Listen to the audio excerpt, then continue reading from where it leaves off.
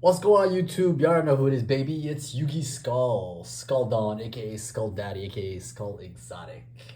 It's been a while since I made a video hero related for the hero community. Um, yeah, guys, it's post Supreme Darkness. The time is finally here. We've got the new support from Suda. Got the mat to celebrate. It's looking pretty fresh with the Neos Lord. Yeah, I had the privilege of taking out this list to a triple box tournament locals the other day at my locals.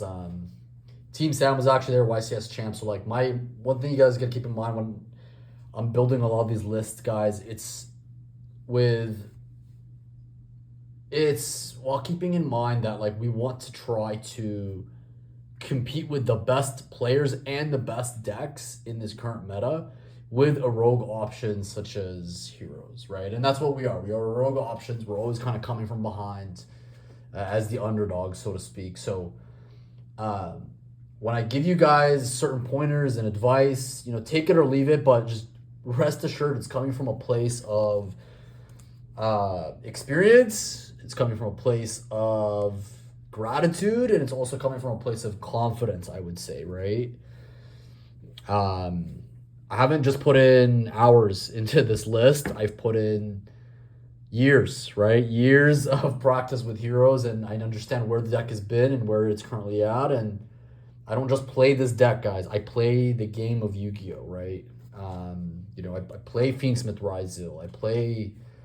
Picked up a Malice. Last format, I played a little bit of Snake Eyes. I played Tempa. I played all those meta relevant decks. So that way, I'm well versed in the hobby. I'm not just someone who is talking just about this archetype because we love it so much. No, I'm actually giving you guys tips and pointers and tricks that it's really nothing personal, but it's just how the deck is going to ideally operate in any given big tournament where there's going to be the best of the best when it comes to deck options, but also players. Anyways, let's get right into it. It is a list of 50. And right off the get-go, one of the different... Oh, my cat just jumped onto the table. Oh my gosh. Coco, no. Oh my god, this cat is so bad, guys. Apologies. Let's get right into it. So yeah, 50, it's a list of 50. I think if you guys remember my masterclass, I was kind of going back and forth between, there's going to be the 43 list that just includes like a simple evil hero package with, your 3 evil assaults, maybe like 1 or 2 adusted golds, and then like your Doom Prison, just to be able to have more cards to bridge into like Malicious or Shadow Mist to add Vion. I remember I was telling you guys, like, for all we know, maybe that version, like the as close to 40 as possible version, is not actually what's going to be the most competitive. And the conclusion that I've come to in actually facing some of like the top meta contenders, this is something we couldn't have known in the past until today, until like the release of Supreme Darkness, right? Because now we actually know what the meta is like. But today, I would say the new evil hero like end board pieces, such as like your negate, your target negate, which is essentially like our version of Desiree, Fiendsmith Desiree, and your super poly board wipe is kind of close to mandatory, and we'll get into exactly why that is. But anyways, let's get right in. So for evil monsters, so the bad boys, I've got the 1 Dead End Prison, the 2 Adusted Gold, 1 Necrom, and then the 1 Infernal Doom Rider. Kind of brick if you see him. Full combo for these. I kind of like seeing this. This is actually not too bad. This I don't like seeing because it's kind of brick, but these are good. Like seeing these 3 is good. Seeing this is like meh. Seeing this is like pretty bad. I had one guy kind of bust my chops that always saying, oh, I put hundreds of hours into the deck as well. Like, you got to play 2. It's incorrect, guys. Do not play 2. You don't work around the issue of bricks by adding in more bricks into your deck to try to alleviate that problem. We just got to the point where the deck no longer needs to increase. And now you're telling me that you're going to play 2 of this just because you don't like seeing him in your hand in a list of 50 because it turns off your Evil Assault.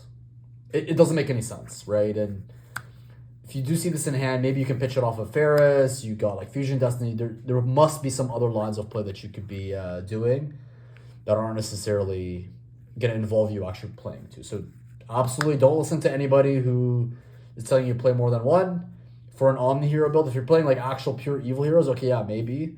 But if you're playing Omni, you only need the 1. Don't listen to anybody tell you otherwise, guys. Trust me. Trust me on that one. For E heroes, we got 2 Stratos, the 1 Mist, and the 1 Neos. You're able to cut the Stratos down to 1 now. Just because like your normal summon Stratos, it more often than not, like, yeah, you could be adding Ferris with your Stratos normal summon, but if you can't get to Ferris and you have, let's say, like, Evil Assault in hand, then the problem with normal summoning Stratos becomes at any point your lines get stopped when you're playing Evil Assault, you're playing Add Acid Gold after the ad, or you're playing Ferris even. If that whole line gets stopped, you'll never get to Dead End Prison to dump your Shadow Mist to add Vion to normal summon it. Why? Because you just committed your normal summon. Stratos is no longer actually the best normal summon in the deck, in my opinion. The best normal summon in the deck is probably Vion still. Just because you kind of want to facilitate your lines of play with this deck now with like your Evil Assault, your Hero Lives, your Add Dusted Gold. You want to be using those cards before you even commit your normal summon because Vion is still kind of a choke point for the deck, guys. So you really want to make sure that that card resolves. Vision, we've got Ferris, Vion, and finally the 1 increase. You only need 1 now at this point, guys. Now for the Destiny's Child, you got 3 Malicious, of course. Nothing's changed. The 1 Denier and the 1 Plasma. Guys, please do not cut this going second. This is your card going second, right? Like, that is your board breaker going second. It's literally a spot removal and it's a skill drain. I wouldn't even side this either. Like, this is also part of your insurance policy if you get nibbed in the combo near the end. So, for example, a lot of people may not know what heroes do, so they'll actually end up waiting until you have like your DPE and then your wake up. So a lot of times, or even before that, you might actually still be able to get to Plasma. So this is kind of like your insurance policy if you get nibbed. You know, it gives you something to land on and then to essentially steal that, what do you call it, that Nibiru that they've committed. Because you're not going to get nibbed twice, so it only makes sense to have this part of your end board when you do get Nibiru'd and there is that opportunity to end on it. This is still probably one of the best cards in the history of Yu-Gi-Oh! Arguably. I mean, it's literally a god card. You have to tribute 3 for it, and it's essentially a walking skill drain and a spot removal. Yeah, very slept on, and let's get real as well. Like, let's say you resolve your thrust or talents, and it's a simplified game state, and you know what your opponent's on. This is one of those things that allows you to customize your end board to really essentially, you know, put yourself in a win con mode. Cool. So that's it for monsters. For more engine, for hero stuff, we got 3 AHL, never any less. 3 Fusion Destiny, never any less. You can't cut it to 2, doesn't work. And then 3 Evil Assault. Do not play less than 3, in my opinion. Like, there is a world where you play 2, but it's just so good. Like, just play the 3. Cool. Now we've got the dirty one-ofs. We did play the Super Poly, Miracle, Poly, Rhoda, Mass Change, Dark Fusion, as well as Dark Contact. Some more one-ofs, obviously the Traps, Dark Supremacy, and then the Favorite Contact. Going first, I would say, like, it's not bad seeing, like, your Miracle, your Poly, or your Rhoda. Like, your Rhoda is your best card that you want to see going first. This is literally a wild card. Like, this could be a Stratos if you need to fuse off an Elemental Hero from the hand. It could be your Vion. It could be so many things. I don't like seeing these going first. Going second, this is not too bad. It could potentially be a board breaker into Malicious Bane. Mass Change going first is also kind of godly because if you pair it with a Hero Lives, you can turbo out Dark Law and shut down a lot of the hand traps. Also, a pro tip, if you do open this in combo and you've got Evil Assault, just pitch one of these because you'll get it back throughout the combo anyways. So yeah, that's it for the one-ofs, and now we've got some non-engine for you folks. So we've got 12 here, 12 hand traps / non-engine board breakers, Imperm, Fuvolos, and then I opted for Droplet as well as the Ash Blossom. Really generic stuff. I think we're getting to a point where Fuvolos is like absolutely mandatory, guys.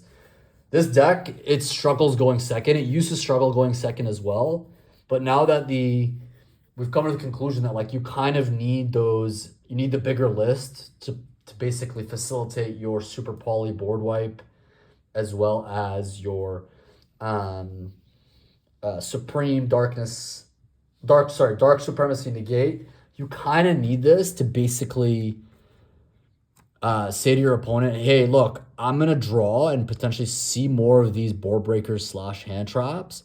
You better commit to a baby board. So this is where this card, in my opinion, becomes really, really exceptional in the hero deck, especially against matchups such as Ryzeal, Fiendsmith Ryzeal, Mitsurugi Ryzeal, Malice, Fiendsmith Malice. Like this is covering so many of those really tough matchups, which are like the meta competitive top decks. And it's allowing you to actually, you know, stay on pace with the rest of the top tier meta with a rogue deck. I know it's expensive, but it should go down in price, I believe, in April when the new set comes out. Awesome. So that's it for the main. 50 is the number. Now for extra, got the one Masked Hero, which is Dark Law. For Elemental, we're only running the 4. So that's going to be the Wingman, Sunrise, Wake Up, as well as Neos Wingman. You absolutely need all these. There's a world where you run a second Wake Up. Destinies. I did run the Dystopia as well as DPE. I just liked having 2 names for the Destiny Fusion. Like Unicorn is still a card, guys. There's still some like Malice, Kashtira builds out there. Also, if you do get like Feather Dusted or Lightning Stormed, your favorite contact can convert this into follow-up by resetting your Malicious and having this on board, because you're going to end up on Sunrise with Sunrise on board anyways. So it actually means that your favorite contact now is converted into a pop and a burn for time. So that way you don't necessarily feel like you got your entire back row wiped out per se. We do have the Dark Supremacy as well, but of course you may not always land on it. So that means, you know, you want to have that backup option where your favorite contact isn't necessarily wasted and you get that value off of it. And then the final, last but not least, obviously, like we talked about it being a time card, but like, I know some of you guys will say you don't need it. Like, yeah, for sure it's cuttable, but like at my locals, 110%, there's so many dudes that they'll just start asking like 21 questions. Game 3, after you've explained every single card to them, like games 1 and 2, they'll still ask you questions. They'll still ask to read cards that they saw in games 1 and 2, just because they want to shark you for time, because they know that your combo is long. And it's essentially like a tool in their arsenal, because they're sharks, to be able to, you know, like they kind of want you to just play in a way that's like a mini board and then pass back to them, so that way they feel like they can play, so that way they could, you know, you guys get what I mean. Like time is still unfortunately an issue in the TCG. Like I know in the OCG there's time rules, but in the TCG we don't have that. And my locals particularly, and I've been at locals where like they actually go by the OCG ruling, but my locals, it still has the time rules. Like they don't care. Like when time is done, you finish that turn. Whoever has more life points, that's the winner.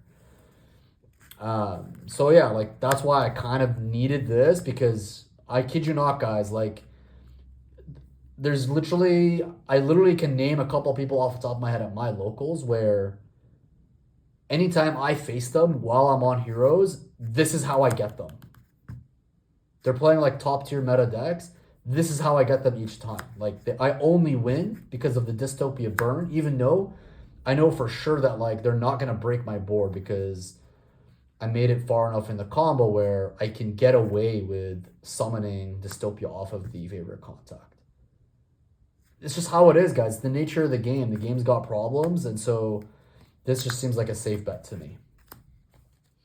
All right, now for the bad boys and the one bad girl. So we've got the Neos Lord as well as Malicious Bane, as well as your Backfire. The way we get to Malicious Bane is kind of win more, but on turn 3, if the game does go that far, it's always pretty good to have your ability to, like, whether it's like Stratos or add Dusted Gold on the crackback, to like add your Dark Contact, you know, reset a Malicious, reset an Evil Hero, and then have this be part of your board on turn 3 as you punch for a game.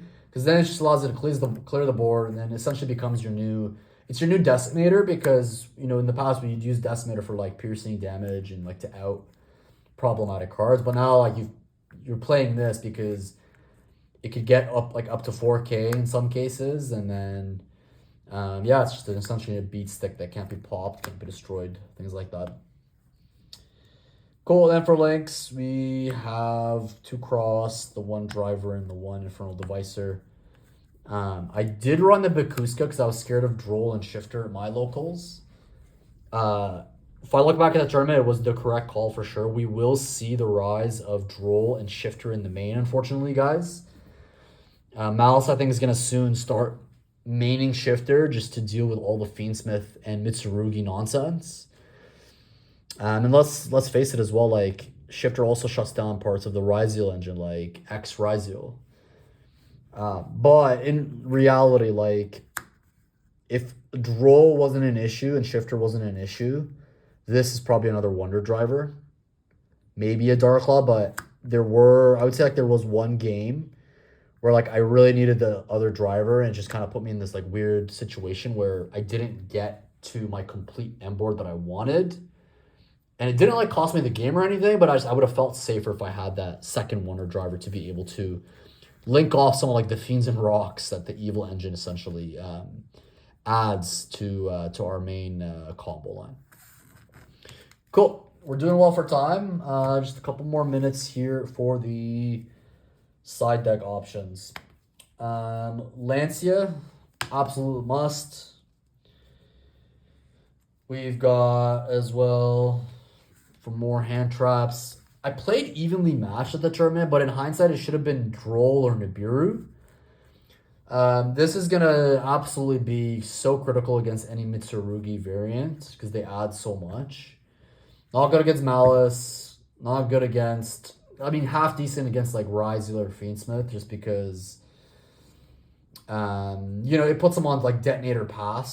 So it's not like too... Like, we can probably deal with a Detonator. No problem with the hero deck. But yeah, this maybe should have been the Droll or the Nibiru. Just to help against like Mitsurugi or the Malice matchup. I'm using Droll, I think, for the next tournament, but there's a world where it's actually Nib just because there's so much Malice at my locals. Cool. I did play going first Masked Change to them for a total of 3. I just love the Turbo Law line. Post side, it's also quite critical because they might side in the Droll, they might side in their Shifters, so you're going to want to have a good end piece that's easy to have on board. And we got some go first cards and go second cards. So we got the 1 talents. And you need to maximize on this card. It's probably one of the best cards in the deck because not only does this bridge everything together because we have so many good power spells now for Engine, but it allows you to get your talents, allows you to get your board breakers like your Dark Contact, things like that. And then for thrust targets, we just did the 1 Sanctum and the Barrier. This covers all your matchups essentially. Anyways, guys, that's it for me. It's a 20-minute video, so that was pretty good. Like, comment, subscribe. I think for the next one, what I'll basically do is maybe walk you guys through some good combo lines that I've been preferring. Doing like some test hands in real life to like actually give you guys my mindset when it comes to how I approach hand sequencing against certain meta and things like that. And then even like what we end on based off of the matchup as well, because it could vary from matchup to matchup. But anyways, guys, thanks so much for tuning in. I will talk to you guys next time. Have a wonderful day, folks. Cheers.